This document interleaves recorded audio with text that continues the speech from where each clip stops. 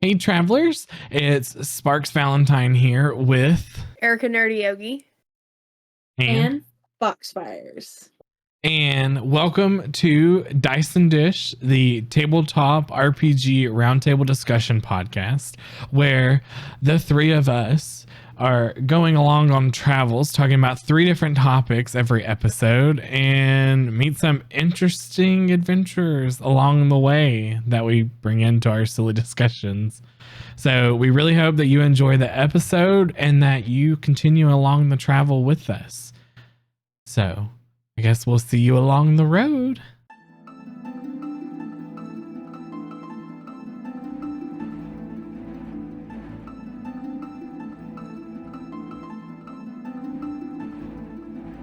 Hey, travelers, you may notice that we are down a person for this specific recording. Our lovely Foxfire has unfortunately been cursed with the vid. So She's dead. unfortunately, she's not going to be able to. She's not dead.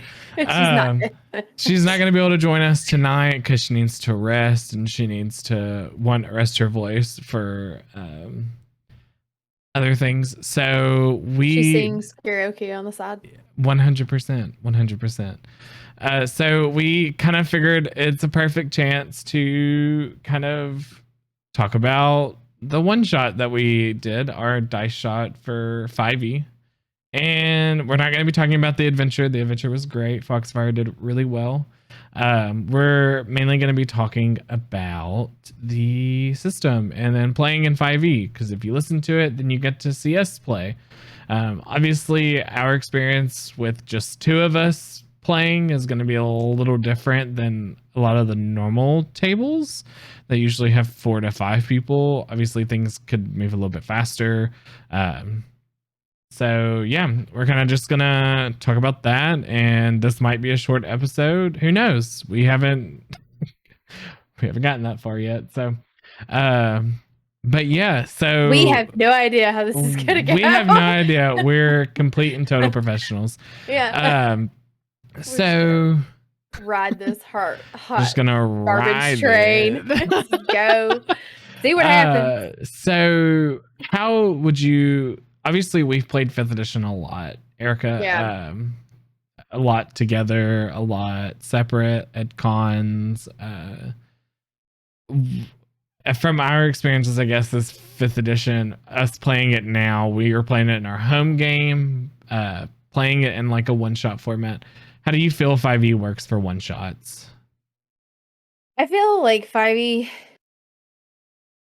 it's one of those things that, depending on what tier, what level experience of a player you have, and how much you want to get done, 5e can be a very much, it could be, if it's like 4 hours, right? Because combat takes so long, if you're going to do a lot of combat, then there's not going to be a lot of time for anything else if you have 4 to 6 people at the table. I feel like, in my opinion, now that we have played several games with just 2 players, I've honestly grown to be like, maybe I would like 5e a little bit more with less people at the table, because it doesn't take as long with combat. And that's nice, because some combats that I've played in, and I know you have lasted 2 to 4 hours for one encounter. So I feel like I feel like a one shot, depending on what is planned to happen at the table, the experience of the players, and how much combat there's going to be, I feel like 5e can work great, or it could be very much like you're going to do maybe 1 or 2 combat, and they're going to be small, and then you're going to have a boss fight, and that's all you're going to get. I agree. I do think with the games that we have played with just 2 people and like maybe the DM running like an NPC that's like there to kind of like fill a need, I do feel like it is very much better for one shots if you have less people, especially just depending on, I guess, the one shot adventure. Obviously, the one that we did that Foxfire ran, it was a lot of role play kind of in the first part, I would say, and then the last half was combat, and I think you do see that a lot. Either you have a lot of combat in either the middle section or the end. So I do agree though, like I think 5e would benefit a lot more if the combat system got a little bit of a rework, especially for like time wise.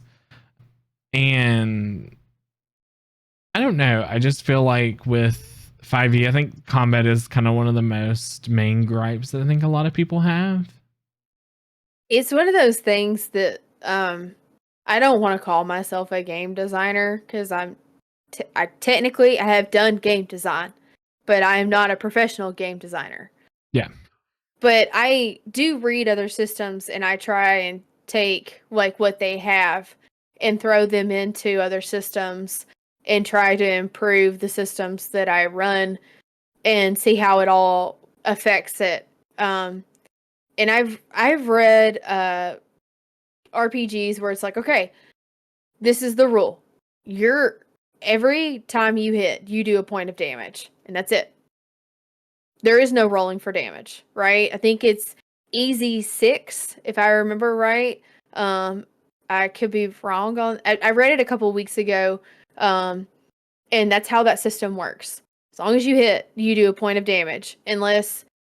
I think it's like unless you have a big weapon, then it's 2 points. I think there's no rolling for damage, so that saves time. And also, if you're playing with like kids, it makes it a lot easier because then you have to deal with like what dice is this? How do I add my modifiers? You know, adding is a thing with kids. I bring up the kids thing because I've been starting to run I've ran 2 times now for my niece and nephew who are 7 and 5. And so I've been trying to teach them how to play because someone has to inherit all my D&D shit when I die. So if it's not you, then one of them will have to take it all. So we're going out together. I don't know what you're talking about. We'll right? We're gonna go out together. It's a murder-suicide situation.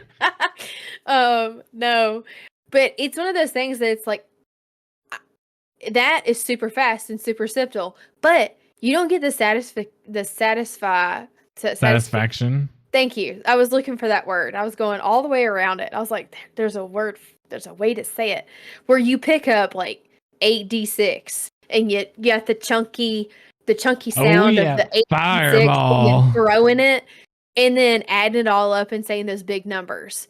That is satisfying, but it does take a time. It takes up a lot of time. And so I know a lot of DMs are like, I do average damage and that helps. And it does help. But when you have 6 players or whatever, and they all are rolling massive damage and adding it all up, and that you have people like me who struggle with basic math, you know, it can be a long time. So I don't know. I feel like adjusting the combat system, I feel like there has to be somewhere, and I mean, maybe this is something they're going to fix with the new one. I haven't looked at any of the new one, like that's coming out, D&D 1 or whatever they're calling it now, 5.5, 6, whatever, to see is damage going to be more streamlined, like something that's like 1 point or a D4 and that's it? Or is it going to be like all this massive damage you could possibly add up and it could take you 5 minutes to do it all? I'll say, I think when it comes to damage, I think you mainly get that issue when it comes to spellcasters. Yeah. Melee, I feel like is a lot more, I don't want to say simpler because depending on the subclass that you pick, it can be a lot more than just, swing my sword and that's it. But I feel like with damage wise though, it is mainly spellcasters that takes the time of it. But it does. I have to say, having all those D6s whenever I cast Fireball is nice. And but that's the thing. Also like you want to roll those dice. You spend a bunch of money on them if you buy the right dice. But I don't know. I'd see, and I feel like that is kind of the main the main gripe that we both have with it is combat. We don't really have a lot of like gripes with like the role playing. I think you're more you like the middle ground of both role play and combat. Yeah, I do. I do like more role play than I do combat. I think I would like combat when it's not in a dungeon, because a lot of the times in a dungeon it's very linear and you don't really have anything you can really do based on like the dungeons that a lot of people end up running though, is they pull it and that's what they run. They don't come up with anything else for it. So having combat where you have like an open field and you have more kind of opportunities to do cool shit, as that's what most of us really like to do. If you ever talk to a D&D player, a lot of it, or a tabletop player, and it's in that field, they want to do cool shit. So you have a lot more opportunities to do some cool shit. So I will say this, like, we've been playing Marvel. If you've been listening to the podcast, you already know this. I've been playing Marvel, and if you haven't played Marvel the RPG, the way that it works for combat is you have 3d6s. The universe that Marvel is set in is 616. So you have a Marvel die, and when you roll to do your damage, you roll the 3d6s. There's a Marvel die in there, and whatever you get on that die, you take it, and it applies to your ability stat that you're using for, like, I play Storm right now. So if she does something like that is like, I don't want to say control weather because that one doesn't do any damage. Like an elemental barrage is what it's called. It's a skill. Then I would take, I think if I remember right, it's been about a month since I played Marvel because I've been at cons. I believe it is either it's based on, you use focus to do it. So you burn a little bit of focus, which is almost like your health in a way, but it's almost like a mental stat versus HP. But you look at your modifiers and you apply whatever you get on the die to do your damage for that special ability, right? So it's like, oh, I got a 4. I times this number by 4. Oh, I did 16 points of damage or whatever it is. It could be more, like 46 or whatever if you spend focus to do extra damage.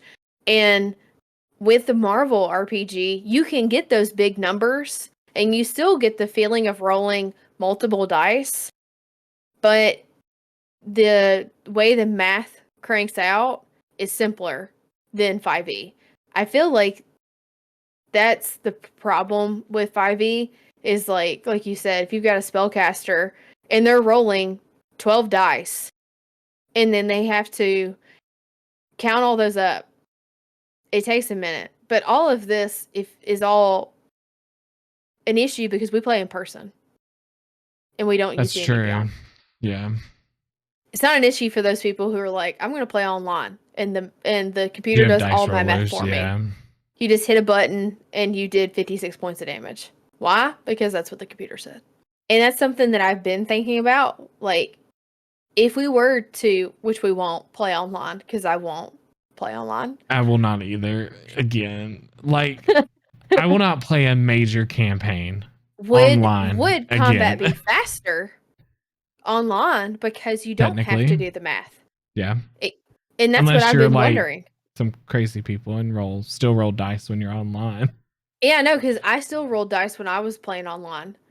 And so maybe if you're listening and you play online, maybe that's something that y'all could answer for us. Like, do you find combat is faster because you use D&D Beyond and you don't have to do math versus doing it the old school way, which is where we use the dice? But, I was going to ask you about 5e. Okay. Unless you want to keep going with that. No, go ahead.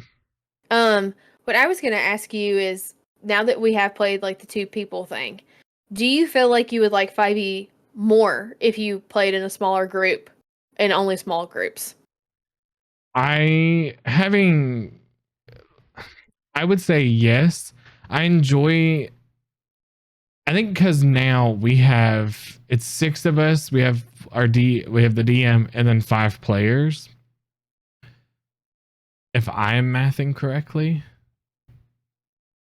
Keep going. I'll math. I like the size of our group now. Like, Yeah. I'm pretty sure I mathed right. We've done this math, viewers. We've done this math so many times. We've added like numbers before, and we're like, wait. It's either 5 or 6. There's a ghost somewhere in your apartment, so it just depends on if she shows up. Exactly. But I like our group size we have now. I think 5 is like the max that I would want to be in, like group size wise.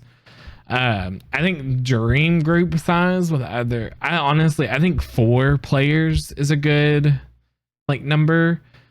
I haven't really played in a game, well, a 5e with just 4 people. I don't think all the games are running together, and it's like, It's been a while.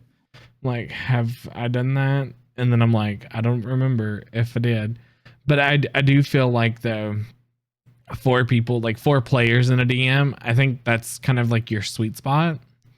Yeah. I would say for in person.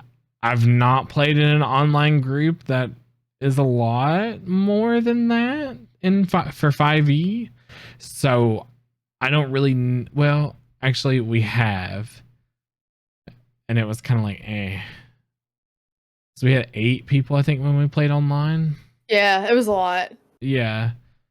Yeah, because we did. Because I know that we had, we did. So, I mean, I think 4 people is kind of the sweet spot for everything. 4 players in a DM. I think that's kind of like your sweet spot of like, that's, I guess, like when it would be at its peak. If that makes sense. Of everybody being able to kind of have their own moments, have their own timing, like have their own moments in combat, have everything their own moments. I think 5 is still good. You can still have those moments. I just feel like sometimes it does get a little like rushy.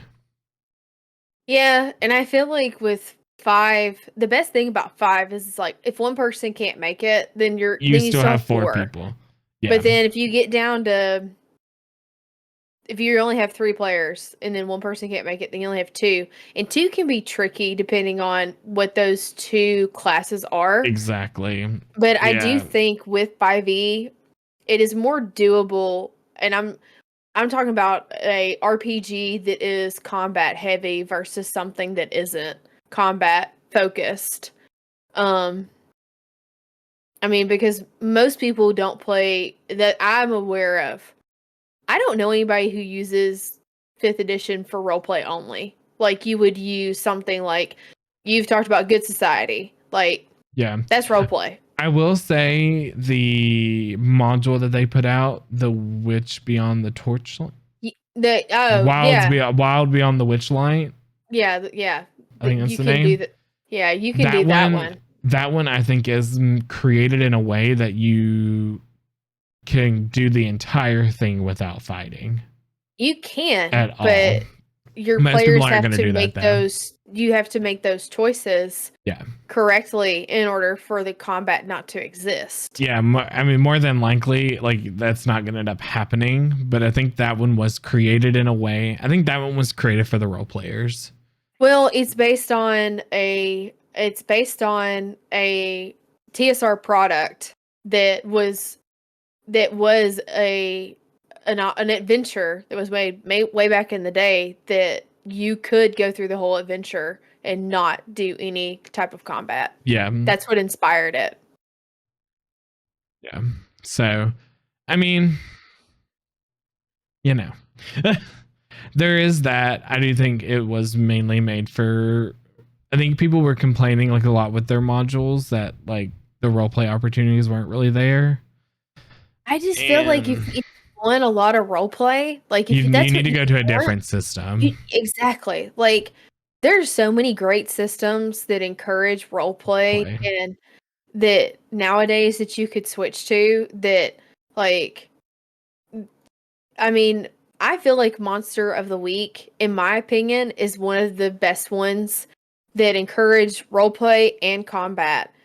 And it's simple, and the combat is fast. And Yeah. I like that. And you could do a monster hunt in one session and do we've a done lot of it. role play and a lot of investigation, kill the monster, and move on to the next bounty. I don't want to call it a bounty, but that's kind of what it would be like. Yeah, like we did that at Gen Con. Yeah. 3 years ago. Yeah. Where I mean, it was basically that we basically created our assignment ourselves. 5 minutes later, we started. We did all of it in We rolled up the characters too. yeah, we made characters and everything. So 4 hours. yeah, I think for I think like 4 or 5 players, yeah, that would kind of be the best size. But like you said, if you want more role play, I do feel like there are a whole lot of other systems. I feel like if you kind of want a game that is mainly role play, I will say Candela Obscura, which is spoiler alert because this is going to come out before the next Dice Shot, is our next couple of Dice Shot episodes. So be on the lookout for that.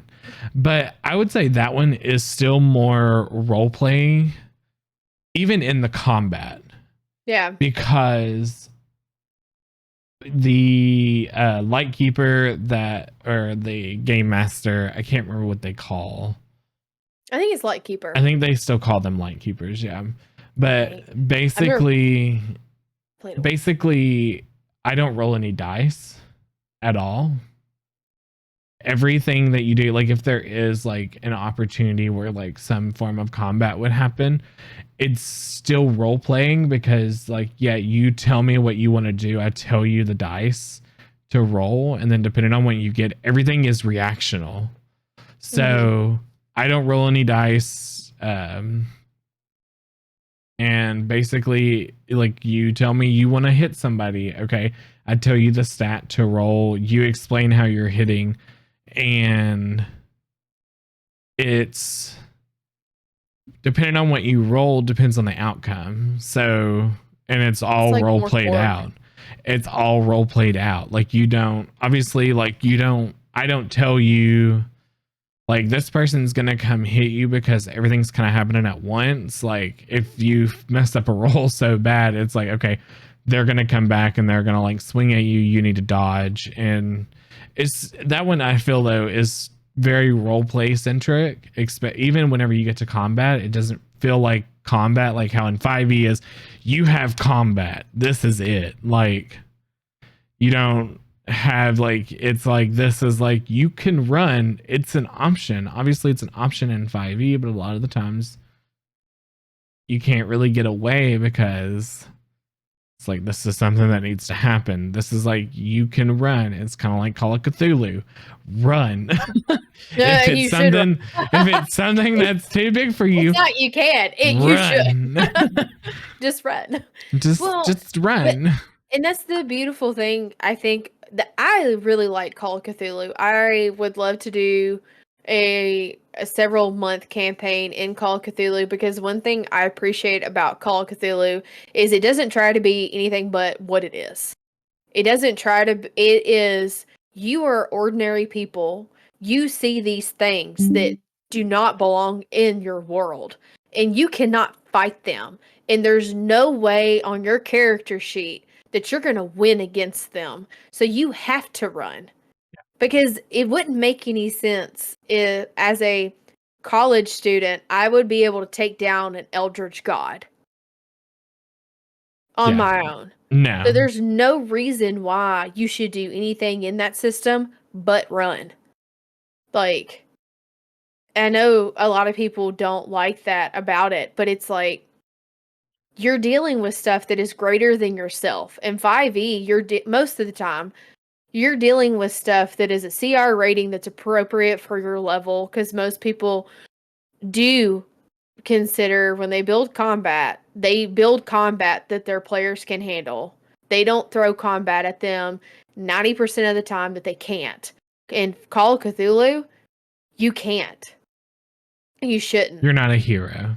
Nope. You're not the hero of the story. Well, you could technically become the hero of your story, but you're not that kind of hero. You're not that kind of hero. You're not I slayed a dragon hero, and Yeah, you're not going to slay an eldritch I saw god. an eldritch being and got away to tell the story. And that's one reason why I like DCC, because there is an encouragement to run, because it's the same thing a lot in DCC. They will run too. There's a morale checks for it. And like in 5e, it's the same thing. A lot of people don't have their 5e monsters run or disappear. You should, because if it's a sentient monster, it should know it's losing. It should either flee or I think you see that with the Curse of Strahd. And drop an Because Strahd does that. Strahd flees, but I think he does it because by what I understand, I don't think it's because he doesn't flee because if you get him low enough, he'll flee. He's smart. He's supposed to be. He's meant to be more of a nuisance. Yeah. To you, he's smart enough to do it, and self-preservation's a thing for him. Yeah. I mean, and honestly, though, you would think, like, you're talking about sentient beings, everything has self-preservation in them. So it makes sense as to why. I mean, obviously, well, that's an ooze. That's what I'm saying. Like, I would say, like, something that is more humanoid that understands, like, battles in a pact or knows the battle alongside other people. I do think there is obviously the opportunity to run. I mean, talking about DCC, I mean, we played one night it was me and your husband, and you were judging, being the judge. So I'm like judging. That's what they call it. Yeah. I know they call like their game masters judges, and I'm like, is judging would be the adjective for DMing. Judging you hard. I have a gavel on the way. So hard. If you haven't checked out the Gavel of Doom, you totally should get your own gavel. It was on, I think, Kickstarter or Backer. If you just Google like Goodman Games Gavel of Doom, if you are judged for it, you don't have one, you should check it out. Yeah, but we were talking about fleeing. That's all y'all did. It's like, well, your character's already dead. I'm not gonna be able to make it to you without me possibly also dying. So I'm just gonna like skedaddle up through this door right here, and I'll meet you in the next room with your new character. They also were at very much a disadvantage. There's only 2 of you. Exactly. And my husband chose a character with 2 HP, and I encouraged him to choose one that didn't have that. I did as well. Chose to choose one that had a little bit more. I think you had 4. I had 5. Or 5. Okay. And then I got temporary. But that's high for DCC. Yeah. That's very high, especially in. I know. I've seen the character. I've seen the character. When the sheets. monsters are only rolling a D3 of damage, like 5 HP is high. But still lost an eye though. You did lose an eye. Crows, they got you, man. Did. It's one of those things I think that's one of the things I love about this hobby so much is like there's such a variety of what you can play that if you want to play a certain way, there's a game for you. And if there's not one, then you could just make it up. Exactly. Like, it's very much, I feel like the video game industry has developed so much that it's almost that way as well. Like, and I feel like 5e, I don't think, and now that I've been playing it so long, I don't think 5e is the best place to start people anymore. No. I think there's a way easier way to start people, but I feel like that's the one that everybody starts people at. The Stranger Things, and it's in the media. It's the most mainstream thing. Yep. Like, I literally, when I was doing Ren Fair for Talon and Claw, they make wood gaming accessories. Check them out if you need any wood products. I should probably be like, Anthony, you should sponsor our podcast, but he doesn't. So, no, but when I was, slinging wood for them at Ren Fair, I would ask people when they were talking about, I play. Okay, cool. What do you play? And the majority of people said they play 5e or Pathfinder. And they're like, oh, well, I'm just new. I just got into it. I'm playing 5e, but it's really difficult. It's a lot. And I'm like, there's, and I always tell them, like, there's less complicated games that you could start with. Well, that's what all of my friends play. And that's kind of the thing. Like, same thing. Like, most people, that's how they get into the hobby. They know somebody or Stranger Things, like you said. And 5e is just the one that's everywhere. But I just worry sometimes because I'm like, how many people get turned off by the complications of 5e and then don't leave go to the any other hobby? system. And Yeah, no- like my yeah. husband. My husband and also our friend Kat. Like, Yeah. both of them are turned off by what they perceive as how complicated 5e is. There's a barrier to entry, I guess you would say. 100%. I don't want to say it's not. I don't want to say it's gatekeeping because like their friends don't. I mean, here's the thing: if you have friends that are in the tabletop world, they're gonna know about other systems. It's inevitable. Like you're in the space, you see that all the time. But it's like they don't want their friend to try something else because they want them to play with them. I don't know if that's what it is. Because honestly, I think there are so many people that's just what they play. Yeah. Like, I feel like it's kind of like with video. I don't want to like. This isn't a slight. If all you play is 5e, there's nothing wrong with that. Play whatever the fuck you want. Completely. Whatever makes you happy. But they're like you have a history of like working in the video game industry. Yes. You're aware that there are people, and this isn't a slight towards Call of Duty people and Madden people, but if you only play 5e, try Skate Wizards. Try something simple it does have role play and it does have combat, and it's really cool. It is. Try Skate Wizards, try Monster of the Week, try Mask if you want to be a superhero. Play Mask. Yeah. Buffy the Vampire Slayer, that's basically Monster of the Week.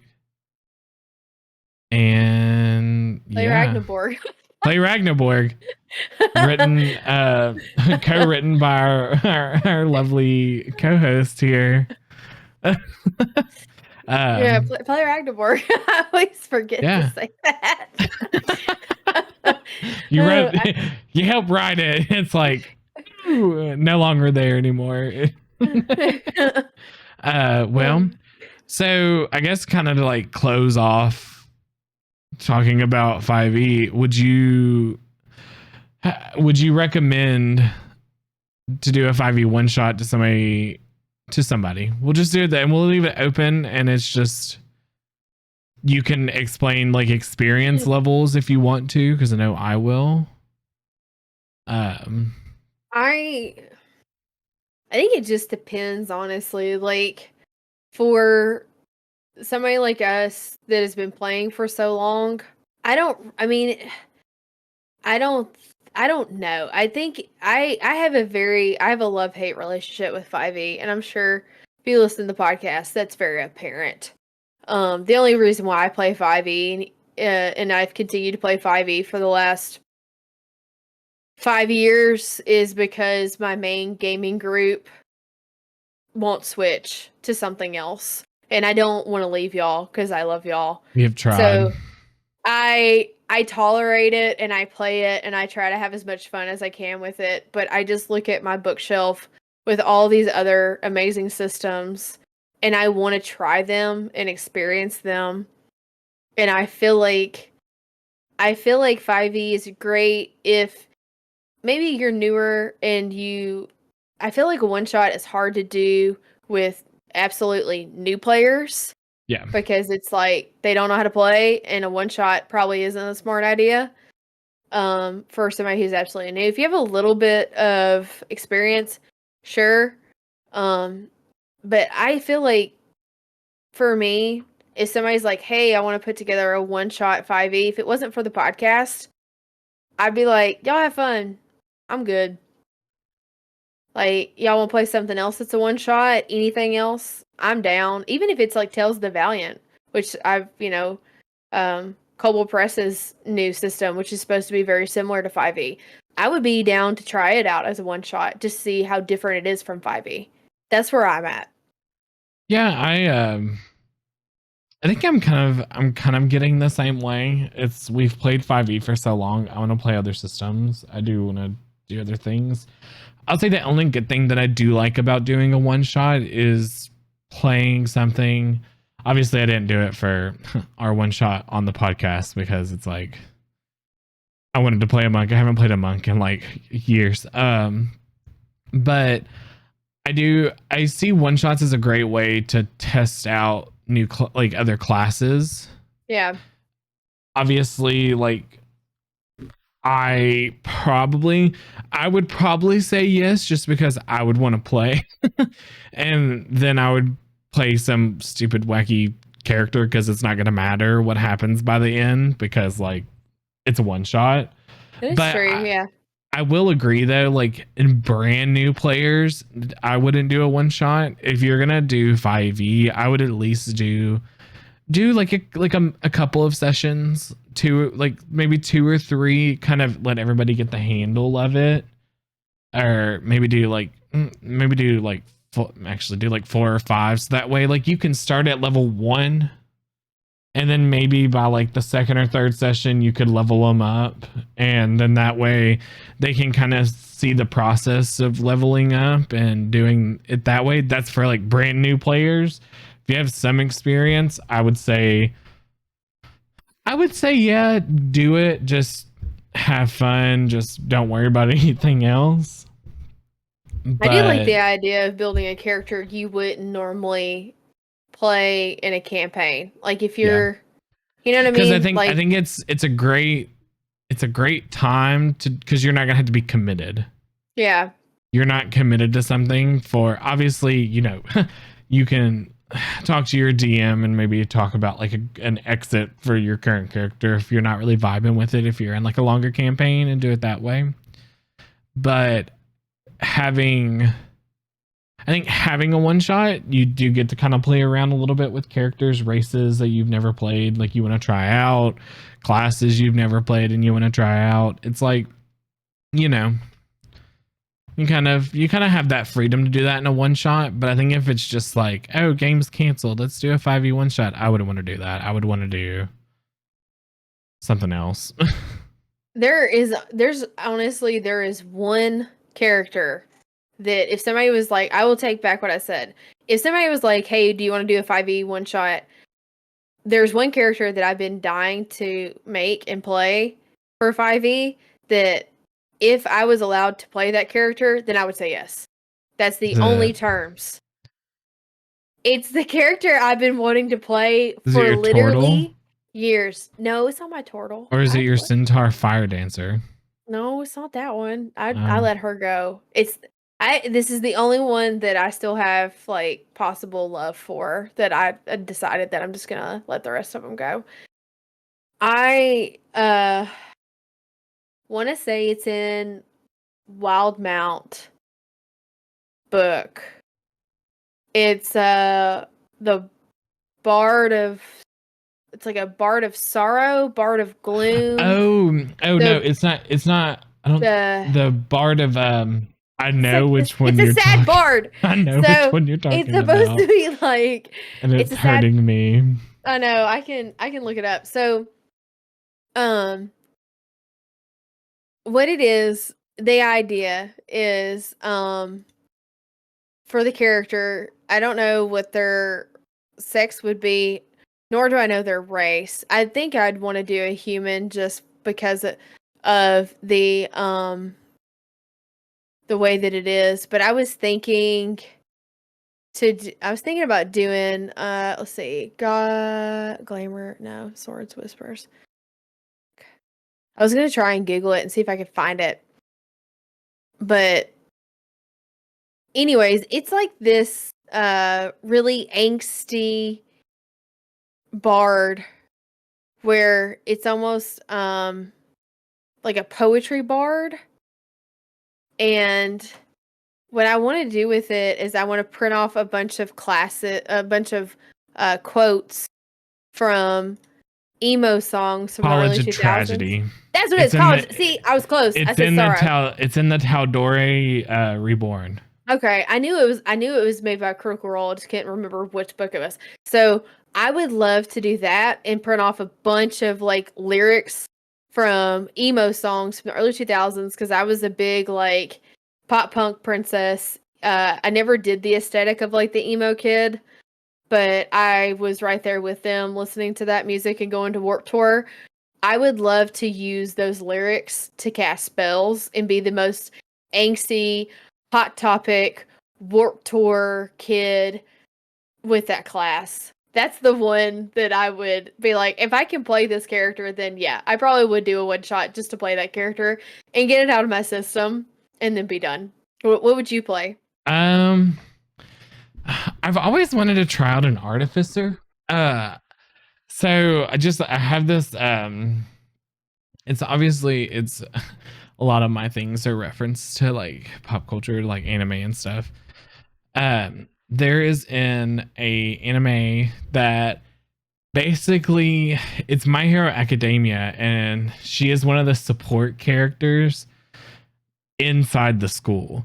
So the school, they have different classes over. She's part of the support class, so she makes all these like crazy inventions for all the heroes to use, basically. And she's really like crazy and wild. Her like eyes are like crosshairs, kind of. Like that's like what her like pupils look like, I guess. They kind of have like that design, her like iris and everything. They have like kind of like a crosshair design. That's But cool. she just makes all these like crazy stupid inventions to like for the heroes to use like in their like equipment or whatever. And I kind of would want to play an artificer that like they make this like they make like these crazy like contraptions for everybody to use. Yeah, it's like more of a support. Yeah, like obviously Sure. like she still would have some combat abilities, but like she makes a lot of just stupid support inventions. Oh, I think that sounds cool. So I think that would be like the kind of one thing that I would want to try out in a one shot. Like obviously with the one shot, like everybody would already be established, and like artificers can make magic items. So it's like she would kind of kid everybody out with magic items and that just looks dumb and ridiculous. Yeah. Well, I think that sounds cool. I've only played an artificer once and I enjoyed it. But I had a penguin. your penguin. It was I a remember penguin. that. Yep. Rhyme of the Frost Maiden. Rhyme of the Frost Maiden. I Sure. ran it. Oh, okay. It was I one of the don't little like missions in that. So Oh, okay. I didn't remember Yeah. what we played. It's Yep. honestly I I can knew hardly it was remember in. what I happened knew it last was week. in the snow. It was in the snow because that's I why you had remembered a it was in penguin. the snow. That's what So. yeah, exactly. I knew there was gonna be ice. Yeah, Pebbles. I think his name was Pebbles the Penguin. Probably. So because probably have it in penguins my give each notes other somewhere. pebbles. Yeah. Well, Yep. I think what you could probably take from this episode is we're 100% professionals, and take it at your own discretion. If you do a 5e one shot, I think that's kind of Be mindful Kind of of how a long combat consensus? will take and how many encounters you have. for one shots. Yes, Yep. completely. Just be mindful. Yep. If you plan on doing more sessions after the one shot with the characters, then go ham, do whatever the fuck you want, and plan your sessions accordingly, I guess. Yeah. Have fun. So Roll the have dice. fun. Yep. Yay, violence. And yay, violence! Make Ragnaborg sure is- to go buy Bye, Ragnaborg. Yes, you Go can buy get it. physical copies on our website, Broken Brain Games. Oh, and when this episode comes out, We'll be at Gen Con. we will. Yeah, I'm looking at the calendar. I'm like, Yeah. we will be at Gen Con. So if you see Erica, you will more than likely see me also with her. And I will be in my Viking garb for, I think, maybe 2 days. Probably. Saturday and So, Sunday. So yeah, Uh, make sure. If you are at Gen Con and you want a copy of Ragnaborg, if you stop by the Brian's booth who created Vast Grim, he will have copies of Ragnaborg for sale. He has a little corner in his booth for independent creators in the Borg space. And he was so nice enough to offer us space to sell Ragnaborg at Gen Con for us. We hope that you enjoyed the episode, and we'll see you next time. Goodbye. Bye, y'all.